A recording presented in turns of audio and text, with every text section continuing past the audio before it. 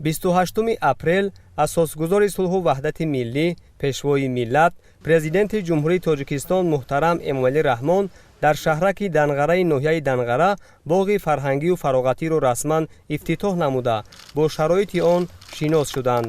Иншоот дар масоҳати умумии 0-60 гектар замин бунёд гардида, аз комплекси маҷмуавии истироҳатию варзишӣ ва биноҳои муосири савдою хизматрасонӣ иборат мебошад ва барои саёҳату истироҳати сокинон, машғулияти ҷавонону наврасон ба намудҳои гуногуни варзиш макони беҳтарини фароғат маҳсуб меёбад. боғи фарҳангию фароғатӣ ва гулгашти зебо бо дастгирӣ ва ҳидоятҳои созандаи пешвои муаззами миллат муҳтарам Эмомалӣ Раҳмон ҷиҳати сазовор истиқбол намудани ҷашни 35-солагии истиқлоли давлатӣ ва дар ин замина таъмини шароити беҳтари истироҳат ба сокинон аз ҷониби соҳибкори ватанӣ Фаридуни Абдусалом бо санъати баланди меъморӣ сохта шудааст. дар маҷмаи нав бинои тарабхонаи дуошӯнаи замонавӣ барои гузарондани маҳфилу чорабиниҳо бо 132 ҷойи нишаст, майдончаи варзишӣ барои футболи хурд ва бозӣ барои кӯдакон, 2 мағозаи фурӯши обҳои ташнашикан, яхмос ва маҳсулоти тезтайёр ҷойгир мебошад. дар майдончаи варзишӣ ва бозӣ барои кӯдакон ки ҷавобгӯи талаботи замон бунёд шудааст, минбаъд ҷавонону наврасон имкон доранд ки ба бозиҳои футбол ва дигар намуди варзиши сабук машғул шаванд. бо мавриди истифода қарор гирифтани боғи фарҳангию фароғатӣ ва бунёди якчанд иншоот дар он беш аз 20 нафар сокини маҳаллӣ бо ҷойи кори мувофиқ таъмин шуданд. ман Қурбонов Абдураҳим, роҳбари ҷДММ муҳандис лоиҳакаш, мо дар боғ аз рӯи лоиҳаи нав кор гирифтем ва кӯшиш намудем ки дар масоҳати 6 сотиқ тамоми инфрасохторҳои заруриро бунёд намоем. дар боғ аз рӯи лоиҳа тарабхона, майдончаи варзишӣ, фаввораҳои зебо ва дигар иншоотҳо бунёд шудааст. ин ҳама ободиҳо танҳо барои сокинон аст. метавонанд ҳар бегоҳ биёянд дар фазои сулҳу субот ватан истироҳат кунанд. имрӯз ба сайри тамошои боғи яке аз боғҳои хеле ҳам хуби ноҳия баромадем ки дар ин ҷо майдончаи варзишӣ, боғҳои фарҳангӣ, гулгаштҳои ноҳия чӣ қадар ҳам зебо шудааст. то рафт мо ҷавонони даврони соҳиби истиқлолем, аз ин хело ҳам фахр мекунем, шукронаи даврони истиқлолият мекунем. миннатдории худро ба асосгузори сулҳу ваҳдати миллӣ, пешвои миллат, президенти ҷумҳурии Тоҷикистон муҳтарам Эмомалӣ Раҳмон мерасонам ки барои мо ҷавонон чунин боғҳои воқеан ҳам зебо, гулгулшукуфон, чунин майдончаҳои варзишӣ барои мо ҷавонон чӣ қадар шароитҳои фароҳам овардааст ки то дар ҷодаи ватандӯстӣ, ҳисси ватанхоҳӣ, ватандӯстӣ дар замири Тоҷикистони азизи мо саҳмгузор бошем. шукронаи истиқлолият, шукронаи сулҳу ваҳдат ва шукронаи кишвари ободу зебо мекунем ва аз пешвои муаззами миллат, президенти маҳбуби кишвар сипосгузорем ки чунин шароитҳоро барои мо сокинон фароҳам намудааст ва аз соҳибкорони ватанӣ низ миннатдории худро баён намуда ки чунин боғҳои фарҳангии фароғатиро бунёд намуда дар рӯзҳои истироҳатӣ омада барои комил сохтани истироҳати худ як рӯҳи илҳоми тоза мегирем. дар ноҳияи Данғара ба мисли ҳамин боғҳо соҳибкорони ватанӣ боғҳое бунёд карданд ки мо ҳар рӯзҳои истироҳатӣ ва ҳар бегоҳӣ рафта бо фарзандои худ, бо оилаи худ аз он боғҳо дидан менамоем. сарвари давлат иқдоми соҳибкори ватаниро ҷиҳати бунёди чунин як боғу гулгашти замонавӣ ки бо муосиртарин шароит таъмин аст, шоистаи таҳсин хонда ба масъулон ҷиҳати тозаю озода нигоҳ доштани боғ ва анҷоми босифати сатҳи хизматрасонӣ ба аҳолӣ дастуру супоришҳои мушаххас доданд. аз рӯи тарҳ дар ин ҷо барои сайругашт ва комил сохтани истироҳати ҳам ҷавонону наврасон ва ҳам калонсолон беш аз 10,000 гулу буттаҳои рангоранги мавсимӣ ва 200 бех ниҳоли дарахтони ороишию сояафкан шинонида шудааст. мо хурсанд аз он ҳастем ки дар ноҳияи Данғара чунин боғҳои фароғатӣ кушода шуда истодаанд. кӯдаконимон дар ҳар вақт хоҳанд омада гашту гузор мекунанд. шукронаи истиқлолият гулгул шукуфон шуда истодааст ба монанди шаҳри Душанбе.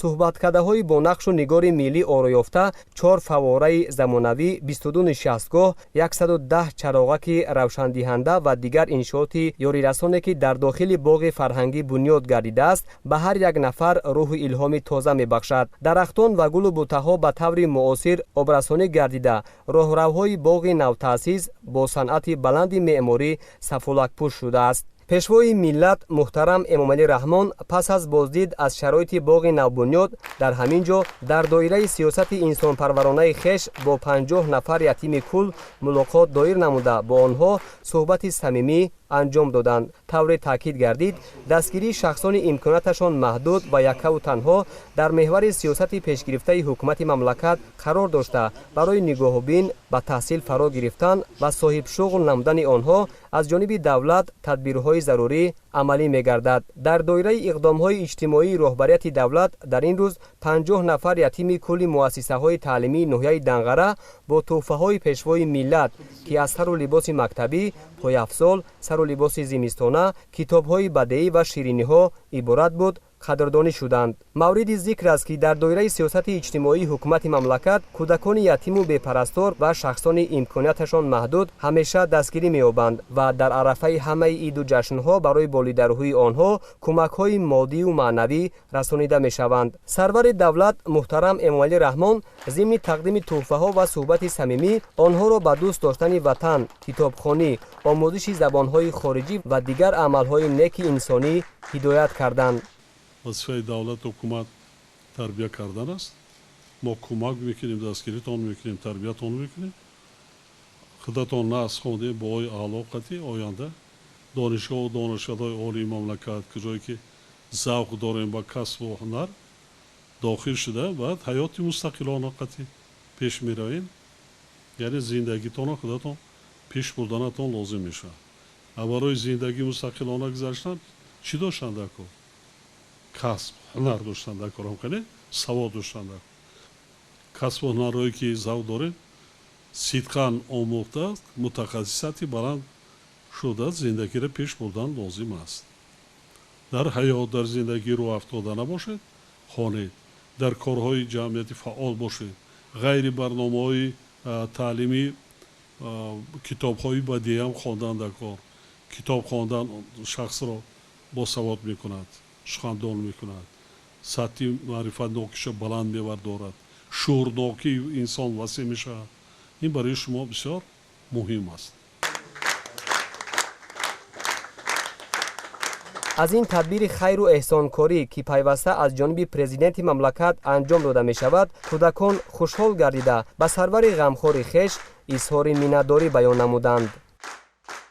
Эмомалии Раҳмон, сарвари Тоҷикистон, 100 сол зинда бошӣ, болои мо бачагон. ман боева Оиша, хонандаи синфи 11-ми муассисаи таълимии рақами 75-и ноҳияи Данғара мебошам. мо ятимон шукрона аз он мекунем ки чунин сарвари меҳрубон дорем. ман Ҷаборов Бахтиёр, донишҷӯи бахши дуюми коллеҷи тиббии ноҳияи Данғара мебошам. бо меҳру самимияти беандоза миннатдории худро ба асосгузори сулҳу ваҳдати миллӣ, пешвои миллат муҳтарам ҷаноби олӣ мерасонам ки баъд аз хатми коллеҷи тиббии ноҳияи Данғара ба вазифаи бародари Шафқат ба кор шурӯъ карда барои солимии ҷомеа саҳми арзандаи худро мегузорам. ман хонандаи синфи 4А дар муассисаи таҳсилоти миёнаи умумии номери 56 Хайруллоева ва Рамзия мебошам. ман аз падару модари худ ятим мондам, аммо ятим мондани худро ҳис намекунам, чун дар болои сар як падари ғамхору меҳрубон дорам. ман ваъда медиҳам баъд аз хат омӯзгор шуда ба халқу ватан хизмат намоям. ман Тахминаи Саимурод, донишҷӯи курси 1 донишгоҳи миллии Тоҷикистон.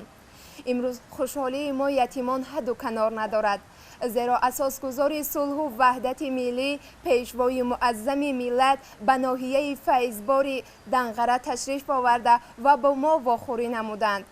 از فرصت مناسب استفاده برده منتداری خود را به اساسگذاری صلح و وحدت ملی پیشوای معظم ملت میرسانم، زیرا آن کس هیچگاه نمیگذارند تا ما نبود پدر و مادر را احساس نماییم و جواباً به این همه غمخواری های اساسگذار صلح و وحدت ملی پیشوای ملت وعده میدهم که دانشگاه را به سر بلند ختم نموده در گلگل شکوفایی وطن عزیزم حصه گذار باشم.